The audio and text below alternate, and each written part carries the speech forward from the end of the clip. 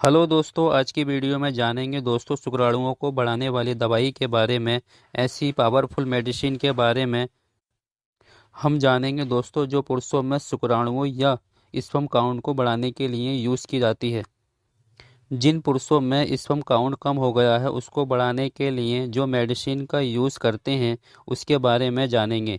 जो पुरुषों में शुक्राणुओं की कमी को दूर करने के लिए पुरुषों में बांझपन की समस्या को दूर करती है और शरीर में कमजोरी आदि को भी दूर करती है। आप इस पिक्चर में देख सकते हैं कि पहली पिक्चर में स्पर्म काउंट की संख्या सही है और दूसरी पिक्चर में स्पर्म काउंट की संख्या बहुत। इसमें जो नॉर्मल शुक्राणुओं की संख्या जो होनी चाहिए वो 15 मिलियन स्पर्म मिलीलीटर होनी चाहिए। अगर 15 मिलियन से कम होती है तो आपके स्पर्म अकाउंट की संख्या कम हो गई है। तो स्पर्म शुक्राणुओं को बढ़ाने के लिए कौन कौन सी मेडिसिन देते हैं इसके बारे में हम इस वीडियो में बात करने वाले हैं। अगर शरीर में शुक्राणुओं की संख्या में कमी आती है तो उसकी वजह से पुरुषों में बांझपन की समस्या देखी जाती है, शरीर में वीकनेस आ जाती है और शुक्राणुओं की संख्या कम हो जाती है। तो दोस्तों, स्पर्म शुक्राणु बढ़ाने के लिए कौन कौन सी मेडिसिन का यूज़ किया जाता है इसके बारे में हम इस वीडियो में बात करने वाले हैं। अगर शरीर में शुक्राणुओं की संख्या में कमी आती है तो उसकी वजह से पुरुषों में पेशेंट या जो व्यक्ति होता है वो स्ट्रेस में चला जाता है, तनाव और चिंता होने लगती है। इन सारी समस्या को ख़त्म करने वाली मेडिसिन के बारे में हम बात करने वाले हैं। तो दोस्तों, हम बात करेंगे डिफ्रैक टैबलेट के बारे में। ये 10 टैबलेटों का एक स्ट्रिप आता है मेडिकल पर दोस्तों, ये डिफ्रैक के नाम से मिल जाती है। अब बात करते हैं इस टैबलेट की कंपोजिशन की। तो नंबर 1 पर आता है कोएंजाइम Q10, नंबर 2 पर आता है एस्ट्रैक्सन नेथिन, नंबर 3 पर विटामिन D3 और नंबर 4 पर सिलिनोन मेथानीन होता है।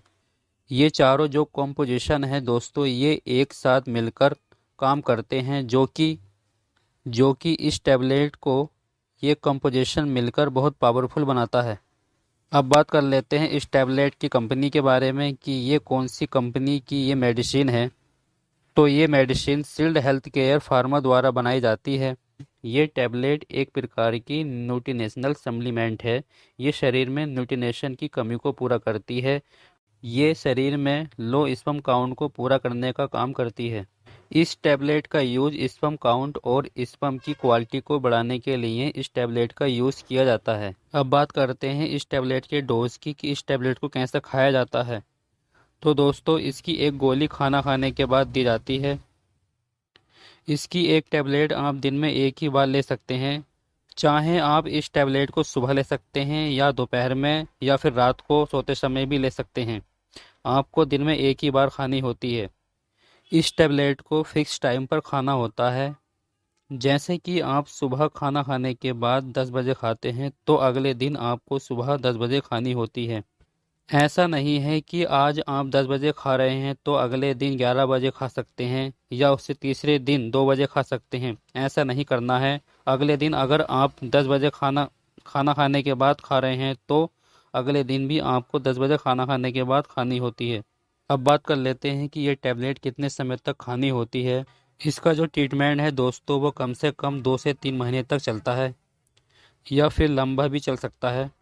तो वो डिपेंड करता है पेशेंट की कंडीशन पर। अब बात कर लेते हैं दोस्तों, इस टैबलेट के यूज़ से होने पर क्या क्या साइड इफ़ेक्ट हो सकते हैं।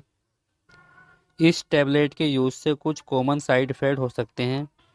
स्टूमर्स स्टूमच अपसेट या पेट में दर्द हो सकता है या पेट में जलन भी हो सकती है, एसिडिटी वगैरह भी हो सकती है। नंबर 2, उल्टी हो सकती हैं।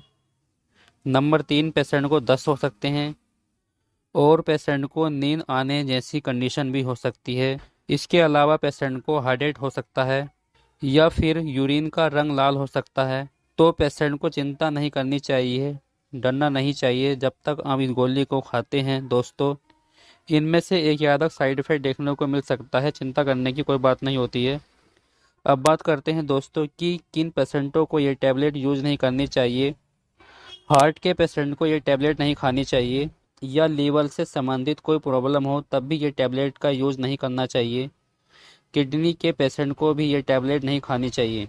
अगर इस टैबलेट का यूज़ करते हैं तो अपने डॉक्टर्स की सलाह द्वारा ही इस टैबलेट का यूज़ करें।